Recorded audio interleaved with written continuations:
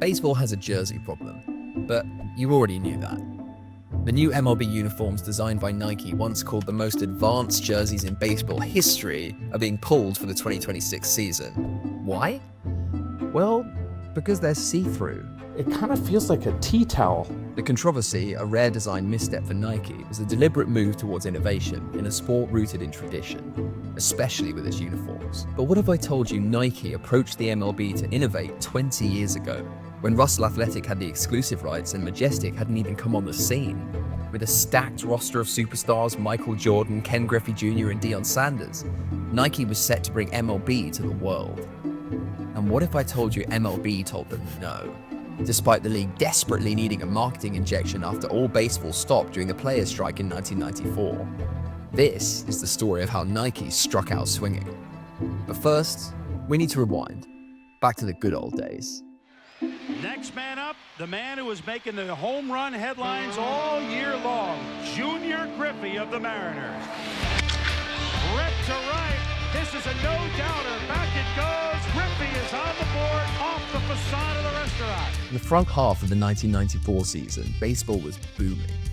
Matt Williams of the Giants and Ken Griffey Jr. of the Mariners were racing for the home run record.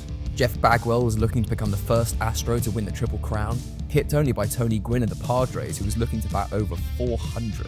Exciting teams like the Montreal Expos were holding off relocation talk with the league's best record, positioning themselves for a playoff run. But behind the scenes, players and team owners were fighting over salary caps, revenue share, and free agency rules. The tension boiled over in August 1994 when the Players' Union went on strike after MLB owners proposed a salary cap. The players thought it would limit their earning potential and cut into their ability to negotiate contracts. Owners, on the other hand, argued that smaller market teams couldn't compete financially with big market teams. I mean, just look at the Oakland A's. Or is it Sacramento A's? Or Las Vegas A's? Or just A's?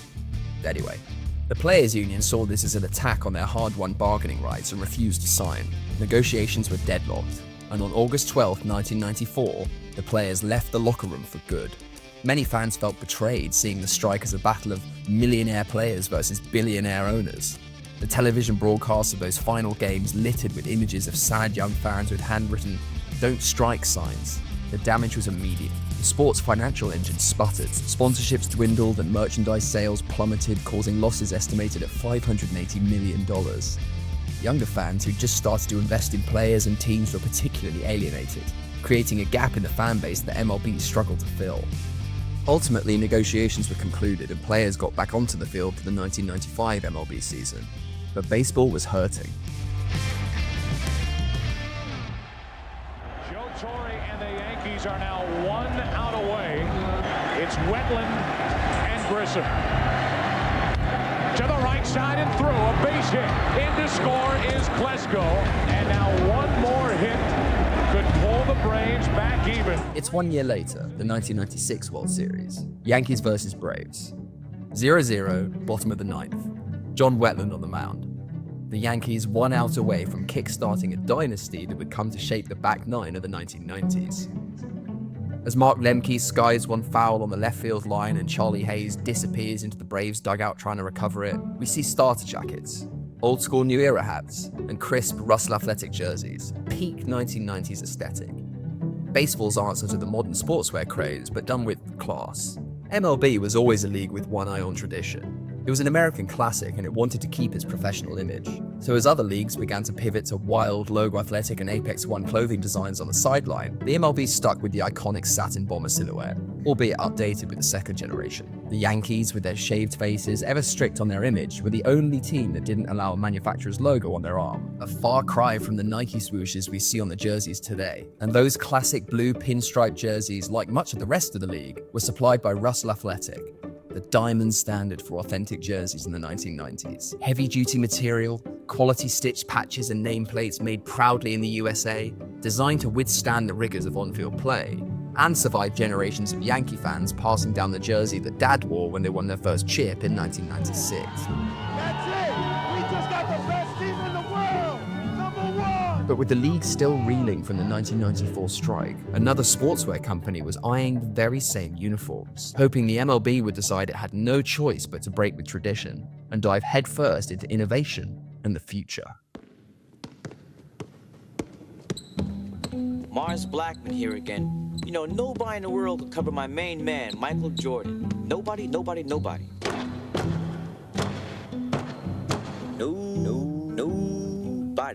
I'm telling you, it's impossible. As the Yankees put their finishing touches on the magical 1996 season, Nike was already basking in its role as sportswear royalty.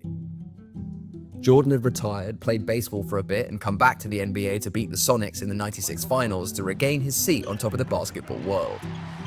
A Nike product was moving. It also moved into football the previous year, starting with the Dallas Cowboys and Jerry Jones, and moving on to the Jags, Raiders, and Broncos for the 1996 season. Nike were everywhere.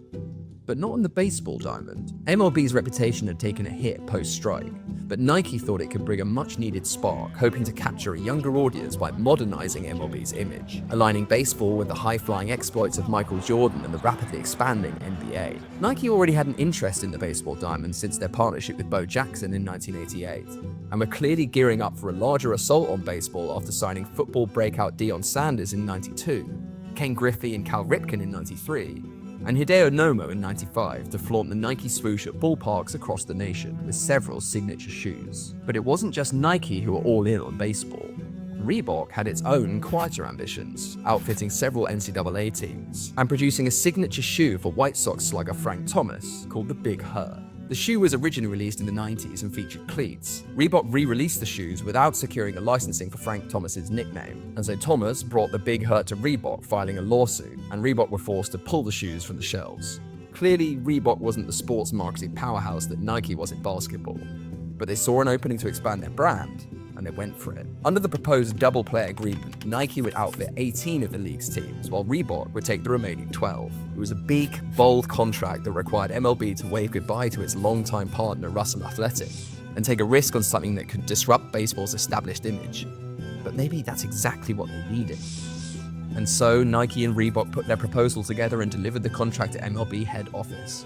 Roughly around the same time Charlie Hayes caught that foul ball, giving the MLB a deadline to sign on the dotted line, 1 week from the end of the World Series, set for October 31st, 1996.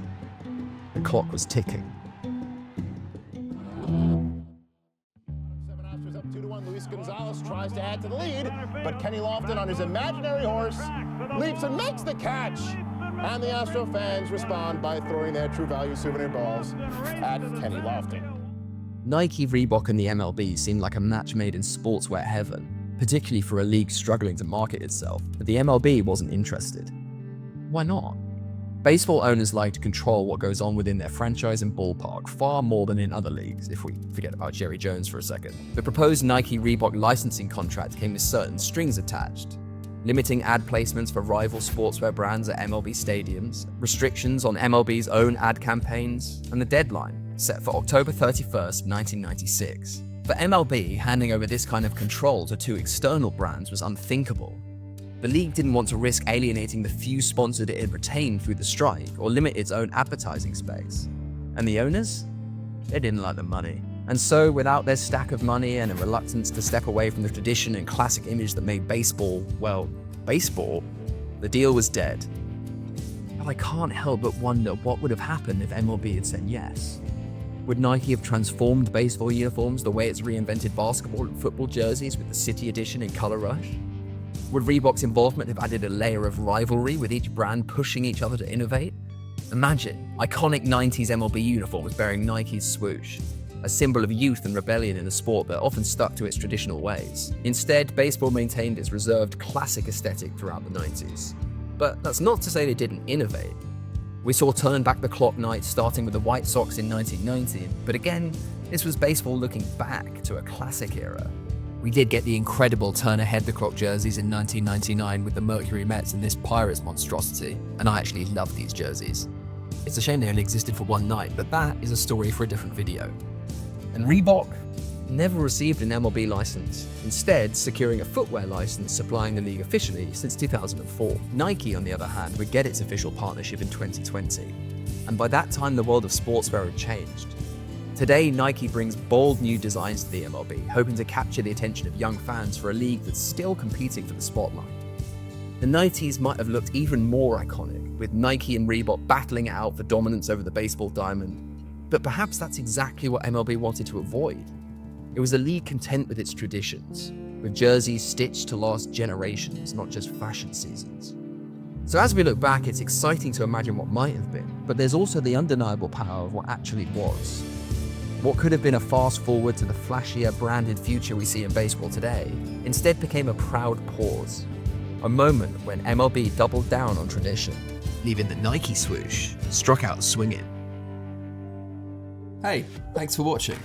Make sure to check out our deep dive on Starter, Nike, and the history of the NFL sideline. Come find us on Instagram or subscribe to us here, and drop us a comment telling us which piece of sports history we should cover next.